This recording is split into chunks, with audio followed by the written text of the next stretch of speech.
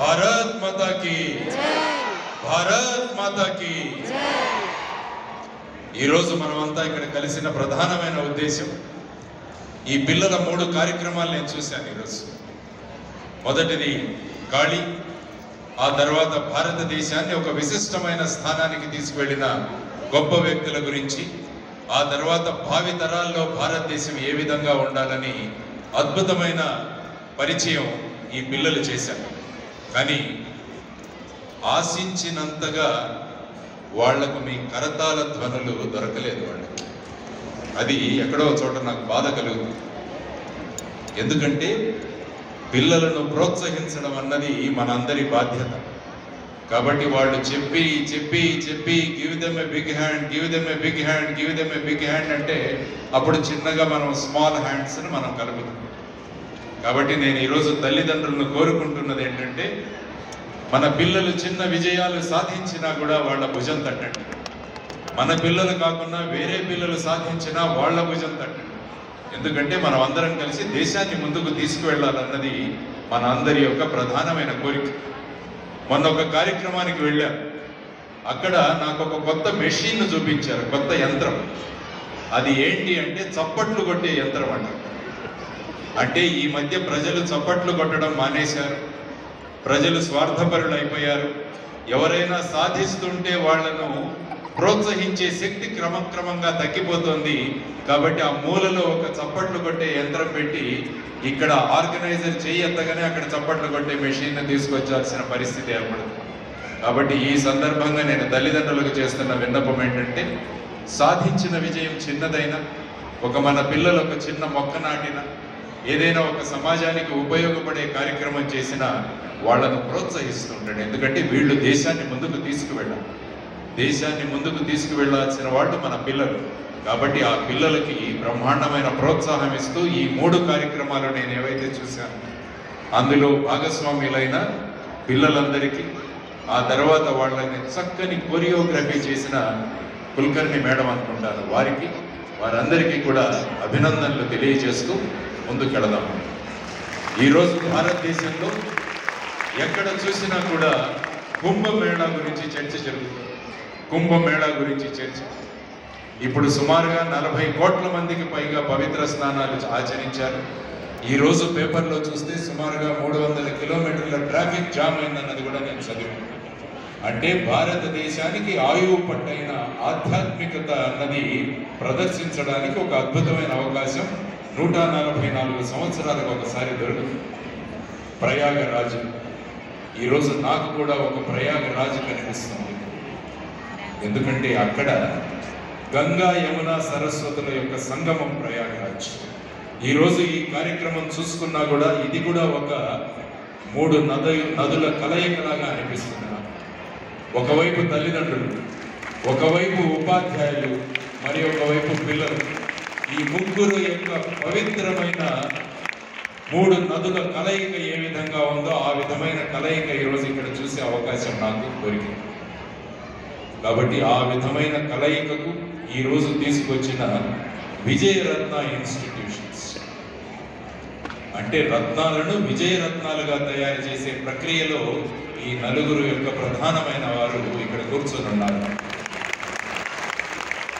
ఆ 4 అనే ఒక సినిమా చూశాను. ఆ 4 ప్రత్యక్షంగా చూసే ఒక అనుభవం ఈరోజు నాకు దొరికిందనమాట. వీరి ముగ్గురు, విజయసేనారెడ్డి గారు కావచ్చు, లేకుంటే నరేంద్రనాథ్ గారు, నరసింహారావు గారు మరియు శ్రీనివాసరెడ్డి గారు. ఈరోజు ఒక ఆయన లెక్చరర్గా పనిచేసి పెద్దగా నాకు టైం చాలా మిగులుతోందని చెప్పేసి ఆయన 5 సంవత్సరాల తర్వాత వాలంటరీ రిటైర్మెంట్ తీసుకొని వచ్చారు ఆయన విజయసేనారెడ్డి. నరేంద్రనాథ్ గారు ఐఏఎస్సి లాంటి సంస్థల్లో న్యూక్లియర్ ఫిజిక్స్ చేసి నేను పిల్లలకు చదువు చెబుతాను అని వచ్చిన వ్యక్తి ఆయన. అదేవిధంగా నరసింహారావు గారు కావచ్చు, శ్రీనివాసరెడ్డి గారు కావచ్చు. దీన్ని కమిట్మెంట్ అంటాం. ఎప్పుడైతే మనుషులు కమిట్మెంట్తో పనిచేస్తారో అక్కడ విజయాలు ఆటోమేటిక్గా వచ్చేస్తాయి. కాబట్టి మీ పిల్లలను విజయరత్నాలుగా చేసే ప్రక్రియలో వీరందరూ ఉన్నారు. ఒక రత్నం తయారవడానికి చాలా కృషి చేయాల్సి వస్తుంది. రత్నం కూడా ఒక బొగ్గు లాంటిది. కానీ పెద్ద ప్రెషర్లో, ఆ తర్వాత చాలా వేడి అయిన ప్రదేశంలో ఉన్నప్పుడు ఉన్నప్పుడు ఆ బొగ్గు రత్నంగా మారుతుంది. అటువంటి రత్నాలను మన పిల్లల్ని తయారు చేయాలన్న వాళ్ళ సంకల్పనను నేను అభినందిస్తున్నాను. ఇటువంటి వ్యక్తులు కావాలి మన సమాజంలో. ఎందుకంటే ఎప్పుడైతే మన పిల్లలు విజయరత్నం అవుతారో భారతదేశం విజయ భారతదేశం అవుతుంది. అది మనమంతా గుర్తుపెట్టుకోవాల్సిన ముఖ్యమైన విషయం. భారతదేశాన్ని విజయ భారత్ చేయాల్సిన బాధ్యత మన అందరి మీద ఉంది. ఎందుకంటే అటువైపు ట్రంప్ అంటున్నాడు, మీకు వాళ్ళని మీ దేశానికి పంపించేస్తాం. చాలా మంది తల్లిదండ్రులు ఏమవుతుందో మా పిల్లల భవిష్యత్తు అని మీరందరూ కూడా ఆలోచిస్తుంటారు. కానీ నా ఊహలో భారతదేశం యొక్క నిజమైన పటిమ ఏంటో చూపించడానికి ఇది ఒక అద్భుతమైన అవకాశం మనందరికీ. ఇది ఒక అద్భుతమైన అవకాశం. మన పిల్లలు వెళ్ళి అమెరికన్ ఎంబసీ ముందు నిలబడడం కాదు, అమెరికన్లు ఇండియన్ ఎంబసీ ముందు నిలబడి మాకు భారతదేశ వీసాలు కావాలి అని వాళ్ళు అడగాల్సిన పరిస్థితిని మనం తీసుకురావాలి భారతదేశంలో. ఇది మనమందరం కలిసి చేయగలిగితే అది అసాధ్యం కాదు, సుసాధ్యం అని చెబుతున్నాను. ఈరోజు ఈ కార్యక్రమానికి వస్తున్నప్పుడు మాతో పాటు దేశిరాజు గారు, వాళ్ళ అమ్మాయి హైందవి మాతో పాటు ప్రయాణం చేసి వచ్చింది. వాళ్ళ అక్క అద్వైత కూడా ఇక్కడే చదువుతుందని చెప్పింది. కాబట్టి ఈ స్కూల్ గురించి, ఈ స్కూల్ యొక్క విశేషాల గురించి ఆ అమ్మాయి నాకు ఆల్మోస్ట్ ఒక అరగంట ప్రయాణంలో చెప్పింది. మా స్కూల్ ఎలా ఉంది, మా స్కూల్ ఎంత గొప్పది అన్నది ఒక చిన్నారి మాటల్లోంచి తెలుసుకునే అవకాశం నాకు కలిగింది. కాబట్టి ఆ చిన్నారులకు అద్భుతమైన భవిష్యత్తు ఉండాలని చెప్పి నేను మనస్ఫూర్తిగా కోరుకుంటూ, తల్లిదండ్రుల బాధ్యత ఈరోజు ముఖ్యంగా మీతో మాట్లాడడానికి వచ్చాను. ఈ యాన్యువల్ డే ప్రోగ్రాం రోజు నేను తల్లిదండ్రులతో మాట్లాడుతున్నాను. నరేంద్ర అనే ఒక చిన్న కుర్రవాడు కలకత్తాలో జన్మించి, నాన్నగారి పేరు విశ్వనాథ దత్త, అమ్మగారి పేరు భువనేశ్వరి. ఆ పిల్లవాడికి చక్కని చదువు, చక్కని సంస్కారం, చక్కని వినయం ఆ తల్లిదండ్రులు ఇచ్చారు. ఆ పిల్లవాడు చక్కగా ఎదుగుతున్నాడు. ఆ పిల్లవాడిని మీరు ఎలాగైతే ఇప్పుడు స్కూల్ బస్సుల్లో పంపిస్తున్నారో పిల్లలని, ఆ కాలంలో పిల్లవాళ్ళని జట్కా బండ్లలో పంపించారు. జట్కా బండ్లు అంటే ఒక గుర్రం నడుస్తుంటుంది, అందులో పిల్లలు వెళతారు. ఆ పిల్లవాడు రోజు నరేంద్రుడు స్కూల్కి వెళ్ళేవాడు జట్కా బండి. ఒకరోజు వాళ్ళ స్కూల్లో వాళ్ళ మాస్టర్ అడిగారు పిల్లలు, మనం కూడా అడుగుతుంటాం కదా, పెద్దయ్యాక ఏమవుతాం, పెద్దయ్యాక ఏమవుతాం అంటే ఈ పిల్లవాడిని కూడా అడిగారు. అంటే ఈ పిల్లవాడు ఏమన్నాడు తెలుసా, నేను జట్కా వాలా కావాలి అన్నాడు ఆ పిల్లవాడు. ఎందుకంటే రోజు జట్కాలో ప్రయాణం చేస్తుంటారు, ఆ గుర్రాన్ని మా జట్కా వాలా డ్రైవర్ బ్రహ్మాండంగా కంట్రోల్ చేస్తాడు, కాబట్టి నేను కూడా జట్కా వాలా అవుతాను అన్నాడు. అదే మన పిల్లవాడు మనం అంటే ఇంటికి వచ్చి తిడతాం ఆ పిల్లవాడిని, వరే నువ్వు ఇంజనీర్ కావాలని చెప్పాలి, డాక్టర్ కావాలని చెప్పాలి, నువ్వేంట్రా జట్కా వాలా అయ్యాయని మనం అంటాం. కానీ ఆ అమ్మ అలా అలా. ఆ పిల్లవాడు ఇంటికి వచ్చిన తర్వాత ఆ పిల్లవాడిని పెంచుకొని నువ్వు ఖచ్చితంగా జట్కా వాలానే కావాలి, కానీ నువ్వు రోజు ఒక గుర్రం నడిపే జట్కా వాలా అవ్వాలనుకుంటున్నావని ఆ పిల్లవాడిని పూజ గదిలోకి తీసుకువెళ్ళి 4 గుర్రాలు నడుపుతున్న శ్రీకృష్ణ భగవానుడిని చూపించి నువ్వు ఈ జట్కా వాలా కావాలని ఆ తల్లి ఆ పిల్లవాడికి అది తల్లి పాత్ర. అది తల్లి పాత్ర. పిల్లలు ఏం కావాలనుకుంటున్నారో తెలుసుకొని వాటికి నగిషీలు చెక్కి ఏ విధమైన విజయాలు సాధించాలని ఆ పిల్లవాడికి 4 గుర్రాలు నడుపుతున్న శ్రీకృష్ణ భగవానుడిని చూపిస్తే ఆ పిల్లవాడికి రామకృష్ణ పరమహంస అని ఒక అద్భుతమైన గురువు దొరికారు. ఇందులో విశ్వనాథ దత్త, భువనేశ్వరి దేవితో ఆ పిల్లవాడికి చక్కని సంస్కారం, చక్కని సంస్కృతి అందిస్తే రామకృష్ణ పరమహంస ఆ పిల్లవాడికి కావలసిన విషయాలు తెలియజేసి, ఏ విధంగా అయితే ఈ 4 మహానుభావులు మన పిల్లలకు విషయాలు తెలియజేస్తున్నారో ఆ విధంగా రామకృష్ణ పరమహంస తెలియజేస్తే ఇటు తల్లిదండ్రులు ఇటు ఉపాధ్యాయులు ఈ ఇద్దరి యొక్క కలయిక వల్ల నరేంద్రుడు స్వామి వివేకానందగా మారాడు. ప్రపంచంలో భారతదేశం గురించి చెప్పగలిగాడు. వాళ్ళ తల్లిదండ్రులు ఆ పిల్లవాడిని పట్టించుకోకుండా కేవలం రామకృష్ణ పరమహంస మాత్రమే దొరికింటే ఆ పిల్లవాడు నరేంద్రుడుగానే ఉండేవాడు.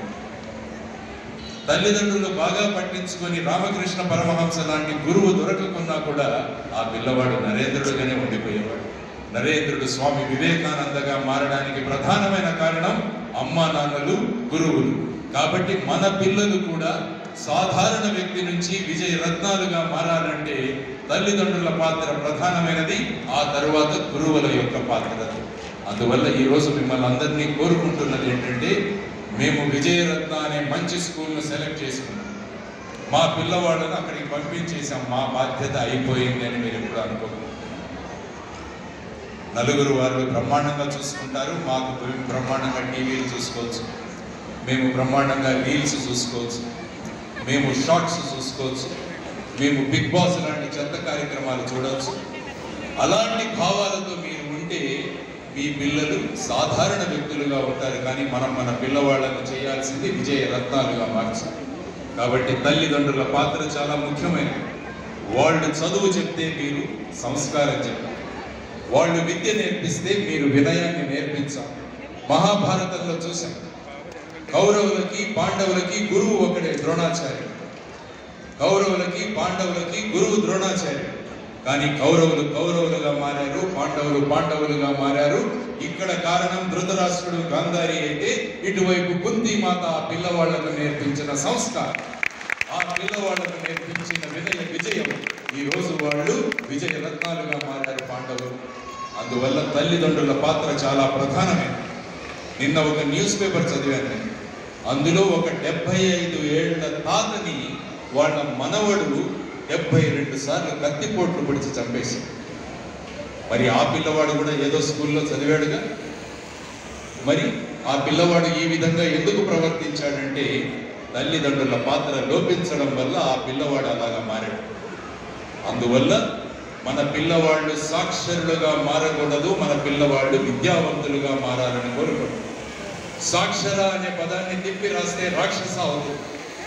కాబట్టి కేవలం సాక్షరులుగా మన పిల్లవాళ్ళు తయారైతే వీళ్ళు సమాజంలో రాక్షసులుగా మారుతారు. ఈరోజు పేపర్ చూస్తుంటే ఎన్ని వార్తలు చదవాల్సి వస్తుంది మనమందరం. వీరు కేవలం సాక్షరులుగా మాత్రమే తయారవుతున్నారు. దానికి కారణం ఏంటంటే తల్లిదండ్రుల పాత్ర లోపించడం వల్ల. అందువల్ల మన పిల్లలు విజయ రత్నాలుగా మారాలంటే నేను చెప్పినట్టు తల్లిదండ్రులు మరియు గురువులు కలిస్తే ఒక అద్భుతమైన భారతదేశాన్ని మనం అందరం కలిసి సాధించవచ్చు. అబ్దుల్ అనే ఒక చిన్న కుర్రవాడు, అబ్దుల్, వాళ్ళ తండ్రి గారి పేరు జైనులాబ్దీన్, అమ్మ పేరు ఏషియమ్మ. చిన్న గ్రామంలో పుట్టాడు ఆ పిల్లవాడు. వాళ్ళ నాన్న పడవలు తయారు చేసేవాడు. ఆ పడవలు తయారు చేసి వచ్చిన వాళ్ళని పర్యటనకు తీసుకుని వెళ్ళేవాడు. చిన్న గ్రామంలో పుట్టాడు, కానీ అమ్మ నాన్నలు ఆ పిల్లవాడికి సంస్కారం నేర్పించాడు, ఆ పిల్లవాడికి వినయం నేర్పించాడు. స్కూలుకు వెళ్ళాడు పిల్లవాడు. శివసుబ్రహ్మణ్యం అయ్యర్ అనే ఒక గొప్ప మాస్టర్ కలిశాడు. ఇటువైపు జైనులాబ్దీన్, ఇటువైపు ఏషియమ్మ, ఇటువైపు శివసుబ్రహ్మణ్యం అయ్యర్, వీరిద్దరూ కలిశారు. డాక్టర్ ఏపీజే అబ్దుల్ కలాంగా మనందరికీ రాష్ట్రపతిగా, మన దేశానికి మిసైల్స్ అందించిన మిసైల్ మ్యాన్గా తయారయ్యారు. అడిగారు అబ్దుల్ కలాం గారిని ప్రెస్ వాళ్ళు, మీరు ఈ విధంగా అద్భుతంగా ఏ విధంగా మీరు ఈ మిసైల్స్ తయారు చేశారంటే ఏమన్నాడంటే, మా నాన్న చిన్నప్పుడు పడవలు ఎలా తయారు చేశాడో నాకు చూపించారు, ఆ పడవల తయారీ నేను నేర్చుకున్నాను, భారతదేశానికి మిసైల్స్ తయారు చేయగలిగాను అని అబ్దుల్ కలాం గారు మాట్లాడారు. ఇది తల్లిదండ్రుల పాత్ర, ఇది తల్లిదండ్రుల పాత్ర, ఇది గురువుల పాత్ర. వీరిద్దరూ కలిస్తే అబ్దుల్ ఒక అసాధారణమైన విజయరత్నంగా మారి దేశ గౌరవాన్ని పెంచారు. ఇది తల్లిదండ్రుల పాత్ర. భీమ్ అనే ఒక కుర్రవాడు, భీమ్ చిన్న కుర్రవాడు, ఎంత పేద కుటుంబంలో పుట్టాడంటే వాళ్ళ నాన్న రామ్జీ, అమ్మ భీమాబాయి, వాళ్ళిద్దరూ ఒకే రూములో ఉండేవాడు. ఆ పిల్లవాళ్ళు ఇంట్లో పడుకుంటే అమ్మ నాన్నలు బయట పడుకోవాలి.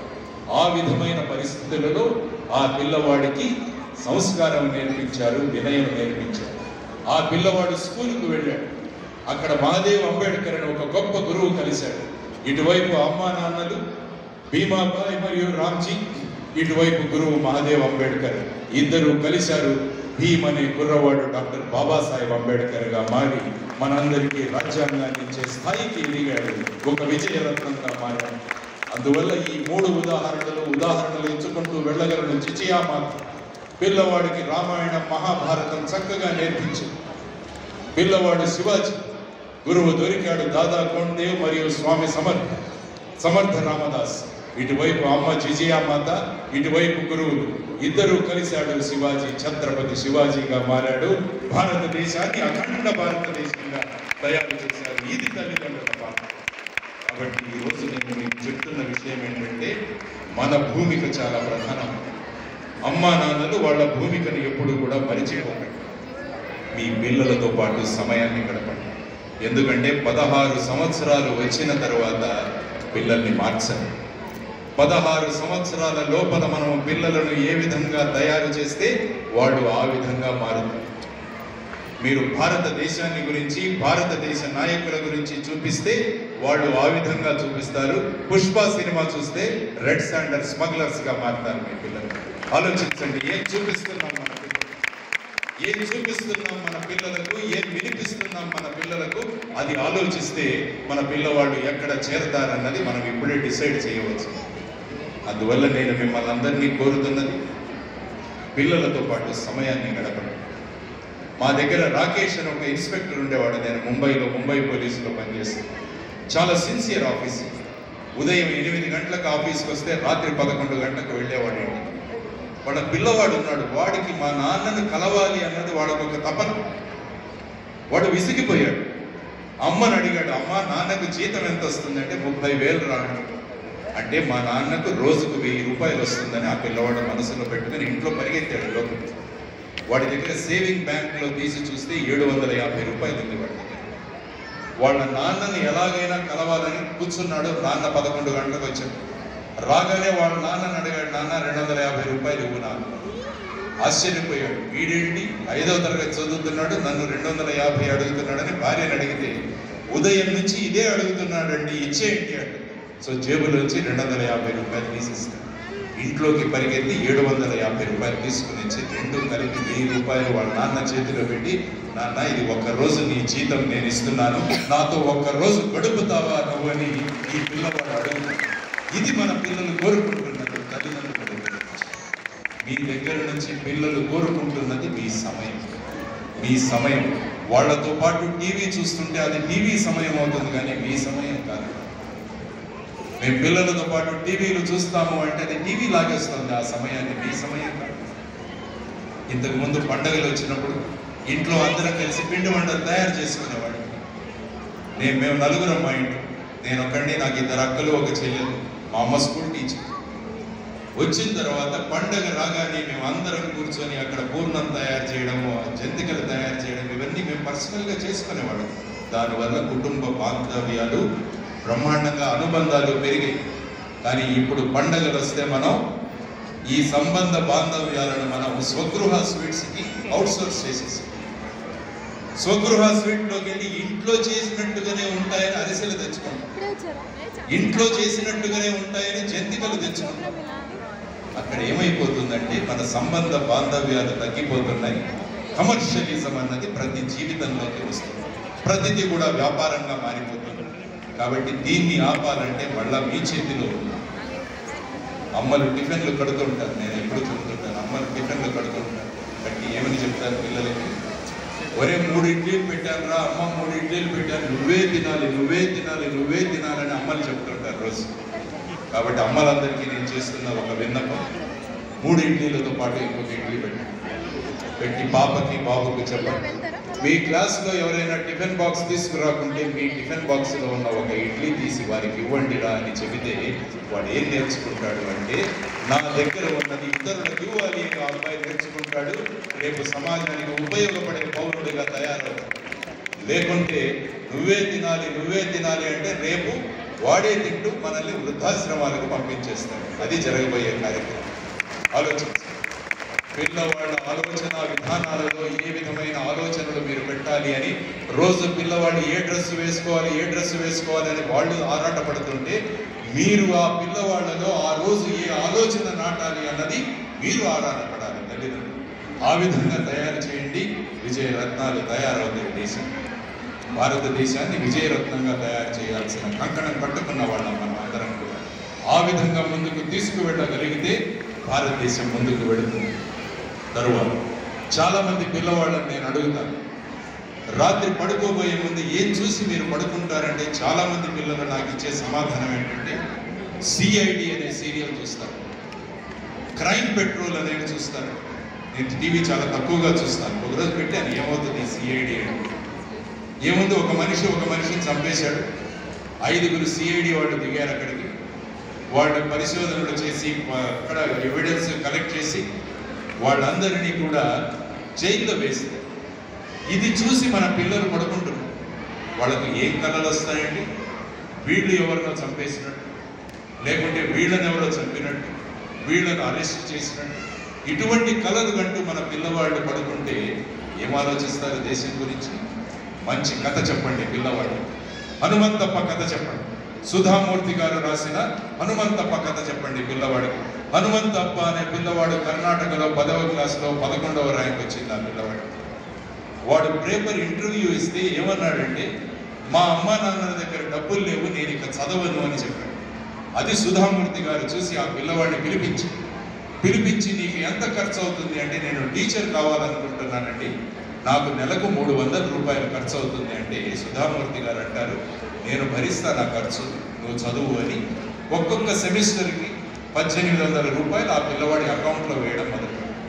మొదటి సెమిస్టర్ అయిపోయింది, 2వ సెమిస్టర్ మొదలైంది, 1800 రూపాయలు అకౌంట్లో పడ్డాయి. ఒక 2 నెలల తర్వాత సుధామూర్తి గారికి ఒక లెటర్ వస్తుంది. సుధామూర్తి గారు, మీరు ఇస్తున్న డబ్బులతో నేను చదువుకుంటున్నాను, ధన్యవాదాలు అని చదువుతుంటే ఆ లెటర్లోంచి 600 రూపాయలు కింద పడదు. సుధామూర్తి గారు అనుకుంటుంది, అయ్యో ఈ పిల్లవాడికి డబ్బులు లేవే, నేను చదివిస్తున్నానే, 600 రూపాయలు ఎందుకు పెట్టాడంటే మళ్ళా చదవడం మొదలుపెట్టాడు. సుధామూర్తి గారు, ఈ లెటర్తో పాటు నేను 600 రూపాయలు మీకు పంపిస్తున్నాను, ఎందుకంటే ఈ 2వ సెమిస్టర్లో మాకు 2 నెలలు హాలిడేస్ సెలవులు ఇచ్చారు, కాబట్టి నేను ఇంటికి వచ్చాను, కాబట్టి ఈ 2 నెలలకు అవ్వాల్సిన 600 రూపాయల ఖర్చు నాకు అవ్వలేదు, కాబట్టి దీన్ని మీకు పంపించేస్తున్నానని ఆ పిల్లవాడు రాస్తారు. ఇటువంటి కథలు చెప్పండి పిల్లవాళ్ళకి. ఏమి నేర్చుకుంటారంటే, నేను నిజాయితీపరుడుగా కావాలని పిల్లలు అనుకుంటారు. నేను ఎక్కడా కూడా అవినీతి చేయకూడదని అనుకుంటాను. నా దగ్గర ఉన్నది నేను ఒక్కొక్క పైసాకు నేను లెక్క చెప్పాలన్న ఒక సంస్కృతి పిల్లలకు ఆ విధమైన కథలు చెప్పడం ద్వారా వస్తుంది. కాబట్టి మీరందరూ కూడా సాయంత్రం పిల్లలు పడుకోబోయే ముందు ఒక మంచి కథని చెప్పండి. చక్కగా పడుకుంటారు పిల్లలు, ఆ విధమైన ఆలోచనలతో ఉంటారు. సింధు అనే ఒక అమ్మాయి, 6వ తరగతిలో చదువుతున్న సింధు అనే అమ్మాయి ఒకరోజు ఇంటికి వస్తుంది. వచ్చి భోంచేయి, వాళ్ళ అమ్మా నాన్నలు ఆ అమ్మని అడుగుకుంటారు, అమ్మ భోంచేయి అంటే, మీరు ఒక ప్రామిస్ ఇవ్వాలి నాకు అని. ఏమడుగుతారు పిల్లలు? ఏదో షాప్కి తీసుకెళ్ళమనో ఐస్ క్రీమ్ కొనిపెట్టమనో అంటారని. చెప్పమ్మా, నీవేం కావాలన్నా చేస్తాము. ఆ అమ్మాయి తినిన తర్వాత ఏం కోరిక కోరిందో తెలుసా? నాకు గుండు కొట్టించండి అని ఆ అమ్మాయి కోరి. ఆశ్చర్యపోయారు అమ్మాయి నాన్న. అమ్మాయికి బ్రహ్మాండమైన చుట్టూ. ఆ అమ్మాయి ఆశ్చర్యపోయారు అమ్మా నాన్నలు. చాలా బతిమాలారు, వద్దమ్మా అంటే, లేదు నేను గుండు చేయించుకోవాల్సిందే అని. ఇక వీలు కాలేక సెలూన్కి తీసుకెళ్ళి గుండు కొట్టించేసి, మరుసటి రోజు ఆ అమ్మాయిని తీసుకుని వాళ్ళ నాన్న స్కూల్కి వెళ్ళి అక్కడ వెయిట్ చేస్తుంటే ఇంకొక ఆటోలో ఒక అబ్బాయి దిగుతాడు. ఆ అబ్బాయి కూడా గుండుతోనే ఉంటాడు. వాళ్ళ నాన్న అనుకుంటారు, ఈరోజు ఏమన్నా అందరూ పిల్లలు కలిసి గుండు చేయించుకోవాలనుకున్నారేమో అని అనుకుంటారు. ఆ అబ్బాయి ఈ అమ్మాయి కలిసి స్కూల్కి వెళ్ళిపోతారు. అప్పుడు ఆ ఆటోలో దిగిన ఆ అబ్బాయి వాళ్ళ అమ్మ ఏమంటుందో తెలుసా? మీ అమ్మాయికి ఎంత సంస్కారం అండి అని. అర్థం కాదు నాకు సంస్కారం ఏంటి అంటే. అప్పుడు ఆ అమ్మ చెబుతుంది, ఆ వెళుతున్నాడు పృథ్వీ చూసారా, వాడు మా కొడుకు, వాడికి చిన్నతనంలోనే లుకేమియా వచ్చింది, బ్లడ్ క్యాన్సర్ వచ్చింది. దానితో మేము కీమోథెరపీ ఇస్తే ఆ పిల్లవాడి చుట్టంతా ఊడిపోయింది. దానితో స్కూల్కి వెళితే అందరూ ఈ పిల్లవాడిని గుండు గుండు అని ఏడిపిస్తుంటే వాడు స్కూల్ మానేశాడు. నిన్న మీ అమ్మాయి మా ఇంటికి వచ్చి ఎందుకురా స్కూల్కి రావట్లేదంటే, నన్ను గుండు అంటున్నారంటే, రేపు నువ్వు స్కూల్కి రా, నేను నీ కంపెనీ ఇస్తానని చెప్పి ఆ అమ్మాయి గుండు చేసుకొని ఆ పిల్లవాడికి. ఇటువంటి కథలు చెప్పండి పిల్లవాడికి, ఇటువంటి కథలు చెప్పండి పిల్లవాడికి. ఏం ఆలోచిస్తారు? ఇతరుల కోసం బ్రతికే జీవితం మాది అని ఆ విధమైన భావాలతో ఆ పిల్లవాళ్ళు తయారైతే ఎంత చక్కగా ఉంటుందో ఆలోచించండి. కాబట్టి మై డియర్ పేరెంట్స్, మీ బాధ్యత చాలా ముఖ్యం. మనము మన బాధ్యతను సక్రమంగా నెరవేరిస్తే బ్రహ్మాండమైన భారతదేశాన్ని మనం అందరం కలిసి తయారు చేయవచ్చన్న సంకల్పం మీలో పెట్టుకోండి. కాబట్టి నా ఉద్దేశం ఏంటంటే, వచ్చే సంవత్సరం మనం మళ్ళా యాన్యువల్ మీట్ వచ్చేసరికి విజయరత్న స్కూల్లో ఉన్న ప్రతి పేరెంట్ వాళ్ళ ఇంటిలో ఒక చిన్న లైబ్రరీని తయారు చేశారు అని పేపర్లో ఎక్కడ నాకు రిపోర్ట్ రావాలని నేను కోరుకుంటున్నాను. మీ ఇళ్లలో లైబ్రరీస్ ఉంటాయి. చిన్న కథల పుస్తకాలు ఇంట్లో పెట్టండి. రామకృష్ణ మఠంకి వెళితే 5 రూపాయల్లో బ్రహ్మాండమైన పుస్తకాలు దొరుకుతాయి. అవి తీసుకొచ్చి ఇంట్లో పెట్టండి. రాత్రి పడుకోబోయే ముందు పిల్లలకి చెప్పండి. రామాయణంలో కథలు చెప్పండి, భారతంలో కథలు చెప్పండి. చిన్న చిన్న కథలు దొరుకుతాయి. ఇవన్నిటికీ ప్రధానమైన కారణం ఏంటంటే మన పిల్లలు సాక్షరులుగా ఉండకూడదు, మన పిల్లవాళ్ళు విద్యావంతులుగా ఉండాలి. సాక్షరావతి వాడు రాక్షసుడుగా తయారవుతాడు. కాబట్టి మన భూమిక, మీ పిల్లవాళ్ళను నరేంద్రుడిగానే ఉందామనుకుంటున్నారా, స్వామి వివేకానందగా మారుద్దామనుకుంటున్నారా? అబ్దుల్గానే ఉందామనుకుంటున్నారా, డాక్టర్ అబ్దుల్ కలాంగా మారుద్దామనుకుంటున్నారా? భీమ్గా ఉండాలనుకుంటున్నారా, డాక్టర్ బాబాసాహెబ్ అంబేద్కర్ కావాలనుకుంటున్నారా? శివాజీగా ఉండాలనుకుంటున్నారా, ఛత్రపతి శివాజీగా మారాలనుకుంటున్నారా? మీ అమ్మాయిని సావిత్రిగా ఉంచాలనుకుంటున్నారా, సావిత్రిబాయి ఫులేగా మార్చాలనుకుంటున్నారా? అది మీ బాధ్యత అని గుర్తు చేయడానికి ఈరోజు ఇక్కడికి రావడం జరిగింది.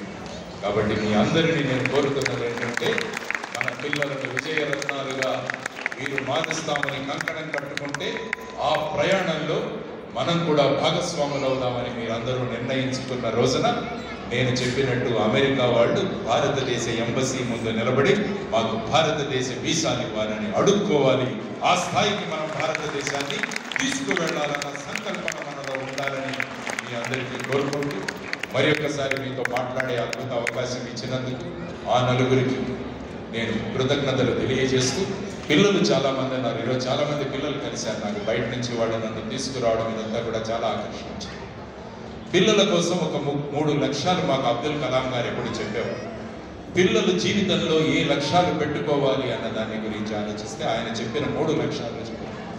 మొదటి లక్ష్యం పిల్లలకి, the first goal in your life should be your parents should feel proud of. మీ అమ్మా నాన్నలు మిమ్మల్ని చూసి గర్వపడాలి. అది మీ మొదటి లక్ష్యం కావాలి. రెండవ లక్ష్యం, పిల్లలు మీ జీవితంలో one day you should go as a chief guest to your alma matter Vijayaratna school and college. మీరు చదువుకున్న స్కూల్కి మీరు ముఖ్య అతిథులుగా వెళ్ళగలగాలి. అది మీ జీవితంలో రెండవ లక్ష్యం కావాలి. మీ జీవితంలోని మూడవ లక్ష్యం, మీ సంతకాలు ఆటోగ్రాఫులుగా మారాలి. మీ సంతకాలు ఆటోగ్రాఫులుగా మారాలి. మీరు నడుస్తుంటే ప్రజలు వచ్చి మీ సంతకాల కోసం అడగాలి. ఆ విధమైన 3 లక్ష్యాలు మీరు పెట్టుకోండి. Your parents should feel proud of you, you should go as a chief guest your alma mater, and your signature should turn into an autograph. ఆ విధంగా అవుతే మీరు ఈ 3 లక్ష్యాలు సాధిస్తే భారతదేశం నెంబర్ 1 ర్యాంక్లో ఉంది. ఈరోజు చెప్పారు 45 మందికి 10/10 వచ్చాయి, 23 మందికి 9.9 వచ్చాయని, 161 మందికి 9.8 వచ్చాయని చెప్పారు. కానీ భారతదేశానికి నెంబర్ 1 రావాలంటే భారతదేశం షుడ్ గెట్ 10 out of 10. అది ఎప్పుడు సాధ్యం అంటే వీరు మనమందరం కలిసి పని చేసినప్పుడు భారతదేశం ఆ విధంగా ముందుకు వెళుతుంది. కాబట్టి మన బాధ్యతను మనం గుర్తు చేయాలని సాధారణంగా మంచి సినిమా చూసిన నాకు ఒక ఫ్రెండ్ ఉన్నాడు. మా రాజేంద్ర కూడా మంచి మిత్రుడు. కానీ ఇంకొక ఫ్రెండ్ అన్నాడు. మా రాజేంద్ర పౌల్ట్రీ ఇండస్ట్రీలో ఉంటాడు. మా ఇంకొక ఫ్రెండ్కి సినిమా థియేటర్. ప్రతి మంచి సినిమా రాగానే ఒక 10,000 రూపాయలు ఎక్స్ట్రా ఖర్చు అవుతుంది. ఎందుకంటే ఆ సినిమా చూసేసి సీట్లన్నీ లాగేస్తారట ప్రేక్షకులు. శ్రీమంతుడు అనే ఒక సినిమా వచ్చింది వాళ్ళ థియేటర్. అందరూ చూసేసి మేమందరం కూడా గ్రామాలు దత్తత తీసుకుంటామని సీట్లు లాగేశాం. మళ్ళా మా వాడు 10,000 రూపాయలు పెట్టి మళ్ళా రిపేర్ చేశాం. మళ్ళా ఆ తర్వాత మహర్షి అనే ఒక సినిమా వచ్చింది.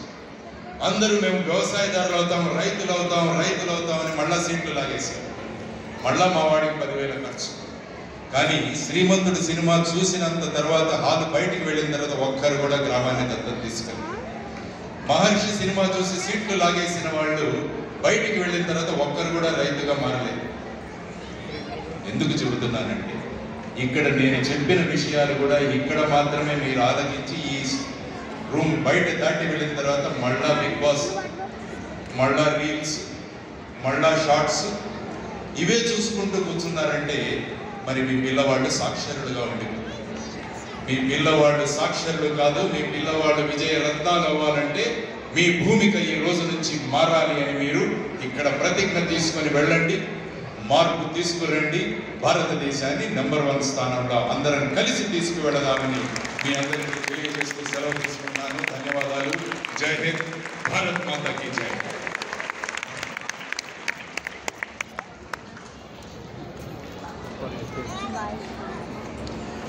Dear parents, let us give a standing ovation to our chief guest by standing at our places.